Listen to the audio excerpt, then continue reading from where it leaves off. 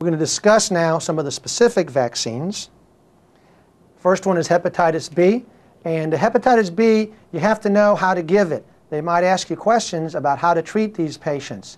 And there's basically two regimens on how to give the hepatitis B vaccine. In a child that has not, that the mom is hepatitis B surface antigen negative, the vaccine is given sometime during after birth, during that hospitalization. So you give the first vaccine then. The second dose should be given anywhere from 1 to 2 months after the first dose, and the third dose can be given 6 to 18 months after the first dose. It varies a little bit when the mom is hepatitis B surface antigen positive. In that case, you need to treat this as an exposure. It's the same thing as if you had a needle stick and you were suspicious for hepatitis B. Now you have to treat a little bit differently. In that case, that baby requires hepatitis B immune globulin and requires the vaccine as soon as possible. Again, remember that should be given at separate sites. 1 month after the first dose is given, the baby gets a second dose of hepatitis B vaccine. No more immune globulin is necessary, but it's a much stricter schedule. It's not 1 to 2 months later, it's 1 month later. The third dose of hepatitis B vaccine is given 6 months after the first dose. Not 6 to 18 months, 6 months. It's a much more rigid schedule. You treat it as an exposure. So there's two different regimens for giving hepatitis B vaccines in the infant. You better know the difference because that could come up as a question.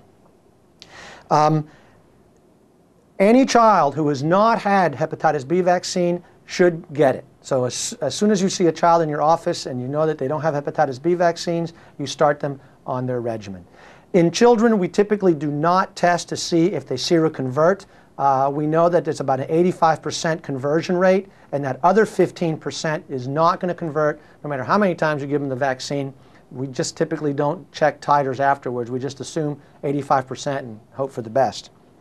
The next one is the pertussis vaccine, which is a combination vaccine. Everybody calls it pertussis, but it's DTaP, diphtheria, tetanus, and acellular pertussis. All of them contain a pertussis toxoid. They're all acellular now, which has really cut back on adverse effects and has made the vaccine a lot more acceptable. Common reactions are rare nowadays. Usually they are very high fevers, and we will accept the temperature up to 105 degrees Fahrenheit. That's one hot baby, okay? But that's a normal reaction within the first 24 hours. Other reactions of fever higher than that, or unconsolable crying or high-pitched crying, those are then things that we have to reassess and say, well, maybe we should not give the next dose of that vaccine. And then you have to kind of explain that to the parents and rely on herd immunity. And that could be a question that they ask you. They could give you some of the events that happen after the vaccine, and you have to determine, are those severe enough to warrant not giving a repeat dose, or are those just acceptable ones and you go ahead and give the repeat dose. You should have 5 doses before school. Most school boards, however, will accept you with 4 doses as long as the 4th dose was after the 4th birthday. So a lot of 4s there. 4 doses are acceptable if the 4th dose was after the 4th birthday. We also give the tetanus toxoid, or the booster tetanus, every 10 years. It is also given after dirty cuts or wounds if it's been more than 5 years since the last one. So typically, if you suffer a dirty cut or wound, and a burn is considered a dirty wound, if you can suffer that and it's been more than 5 years since your last tetanus, you need another tetanus. Otherwise, you're good for 10 years on a routine basis. It's now also recommended, and this is in the last year or so you're going to have to know this for the exam, that the pertussis vaccine be repeated. And now in older children, it is being given after 7 years of age. Since we're using the acellular pertussis and you are using a smaller dose, it is now recommended that we give a booster pertussis sometime in the adolescent years. It's also recommended that you get booster pertussis vaccines after having suffered the disease. Nowadays, we know that the natural disease does not confer lifelong immunity, and so it's also recommended that those patients get a booster vaccine of the pertussis. Speaking of tetanus and wounds, these are the recommendations for wound management. If you have less than 3 doses or unknown status, for clean minor wounds, you should just give the toxoid. But everybody else should get the toxoid and immune globulin, remember, again, at separate sites. If you've had 3 or more of the tetanus doses for a clean minor wound, then you need a booster if it's been greater than 10 years since your last dose. However, if it's been 5 or more years since your last dose and it's a dirtier, deeper wound, then you need the repeat vaccine. Like I said earlier, the only vaccine that's given now for polio is the killed or inactivated polio vaccine. It's because of the association with vaccine-associated polio. We want to eliminate that. Basically, you should have at least 4 doses by the time you start school. And any child under 18, you should give a catch-up dose if they've been delayed in their immunizations. The Haemophilus influenza type B vaccine is the one that we use to help prevent meningitis caused by that particular organism. The disease does not confer immunity, so that if the child has had, for example, invasive disease, that would be meningitis or epiglottitis, the child still needs to receive the vaccines in their regular scheduled doses. There are a couple of different brands. You try to stick with the original brand because there's different ways of giving it, but everybody needs a booster at around 12 to 15 months of age. You do not give the vaccine after 5 years of age. So if the patient is 5 years, 60 months, that would be 5 years.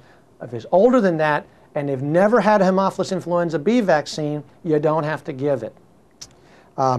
If they are behind on their immunizations, and let's say the child is now, if they're older than 15 months of age, 1 vaccine confers immunity. So that if the baby is 16, 17, 18 months of age and has never had any Haemophilus influenza type B vaccines and they come into your office, you give them 1, you don't have to give any more. If they're less than that age, you need to continue your program. The other thing to remember about influenza B vaccine is it does not prevent otitis media. That's a completely different type of influenza. It's the non-typable Haemophilus influenza that causes otitis media. The pneumococcal vaccines, there's a couple of them out now. There's the one that is called the 7-valent, PCV7, and there's the 23-valent. The 7-valent vaccine is the one that covers the 7 common strains that cause meningitis in children. And that one is given under 2 years of age. The other one, the 23-valent vaccine, is given over 2 years of age. The 7 strain vaccine is given to everybody. The 23-valent vaccine is given over 2 years of age to only patients at risk. So that would be patients that have functional or anatomic asplenia. So if they're in a car wreck and they have to have their spleen removed, if they have sickle cell and they auto-infarct their spleen, they need the 23-valent vaccine after 2 years of age. They would get the 7-valent vaccine before that. Everybody gets that vaccine. The varicella vaccine, if you have not had chickenpox, then that's a vaccine that you're going to get. And now it's actually being recommended that a second dose be given in all age groups. So we have to look at that in that a child will have a repeat dose sometime after their first dose if they're at least 4 to 8 weeks apart. They may get a subclinical illness. It is associated with herpes zoster. They can sometimes break out in a rash, but the vaccine helps to prevent varicella. If you've not had the vaccine and you've not had the disease, you need the vaccine. The MMR, the measles, mumps, rubella, is again the live attenuated virus vaccine. The first dose is usually given at 12 to 15 months and then one before starting school. Anybody born after 1957 needs a second dose. You won't get into college if their shot record doesn't show that. It is not given to pregnant women. I can repeat that. And it's not given to anyone who's immunocompromised. Household contacts or anyone else in the household can receive it. The child can receive it if the mom is pregnant. Doesn't matter. The other thing to remember about MMR is the side effects occur usually 1 to 2 weeks after the vaccine is given. They can have a little bit of fever and some soreness on the day of, but will sometimes show low-grade fever, rashes, swollen parotids, and maybe swollen lymph nodes, just like any of the 3 components of the vaccine, usually 1 to 2 weeks after the vaccine is given, and just need to reassure the parents. The hepatitis A vaccine is the one that's being recommended now also, and they're given as 2 doses 6 months apart. It's recommended for everybody now, so there's not special circumstances. And there is post-exposure prophylaxis for hepatitis A. If it's been less than 2 weeks since the exposure and no future exposures are likely, then you just give immune globulin. If future exposures are likely and it's been more than 2 weeks, give both serum globulin and the vaccine, again, at separate sites. If you've had hepatitis A exposure and it's been greater than 2 weeks since the exposure, but you're not likely to be exposed again, then there's no prophylaxis needed, so you don't need immune globulin or vaccine. If a future exposure is likely and it's been greater than 2 years of age, the patient, then you go ahead and give the hepatitis A vaccine to the patient. Another common vaccine that's used now is the meningococcal vaccine to help prevent Neisseria meningitis. It's given usually at 11 years of age, and anyone who has not been vaccinated in that age group or 15 years or older should get the vaccine. We are recommending universal vaccination now. Again, you probably can't get into college. You might have the best SATs or ACTs and you can't get in because you don't have the vaccine. So you need to have that before you go to college. And we'll talk about college dorms and meningitis later. Also, who else should receive the meningococcal vaccine is children greater than 2 years of age who are at high risk. Who's at high risk?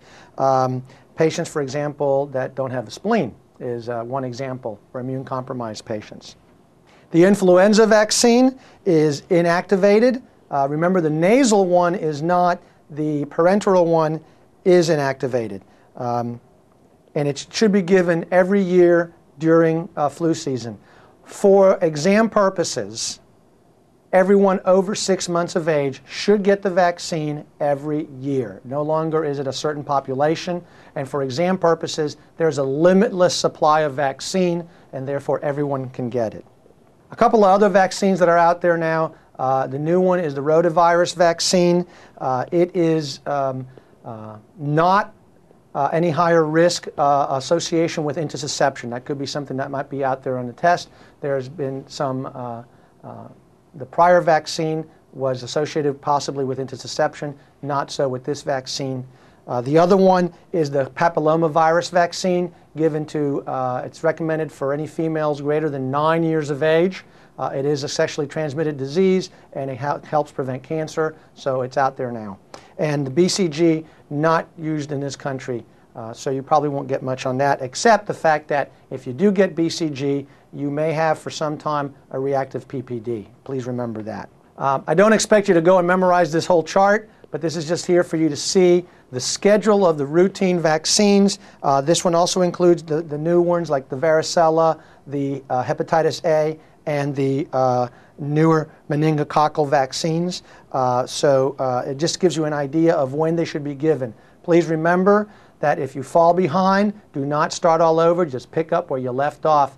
But make sure that those are age-appropriate vaccines that you're giving so that a child that's greater than 5 years of age doesn't need the Hib vaccine anymore, for example.